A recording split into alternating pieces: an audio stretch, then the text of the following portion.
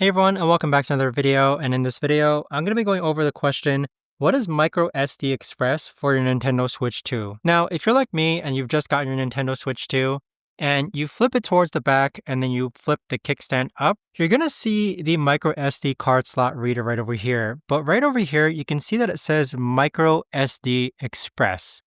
So what this is that it's basically an SD card or a microSD card that can transfer at much quicker speeds compared to regular SD cards. So the new trend or basically standpoint that Nintendo is making is that because game files are becoming much bigger and they want you to have the best gaming experience possible when it comes from playing video games from your microSD card onto your Nintendo Switch 2, they're making the new standard with microSD card Express as the faster transfer speeds when it comes to loading your game, saving your game, and playing your game without there being any issues. So unfortunately, I don't have a microSD Express card with me. They are a bit hard to come by when it comes to looking for them at Walmart, or you can get one from Samsung, I believe. But with the microSD Express, just know that it's a new type of storage card designed specifically for faster transfer speeds, which work really well when it comes to playing games on your Nintendo Switch 2.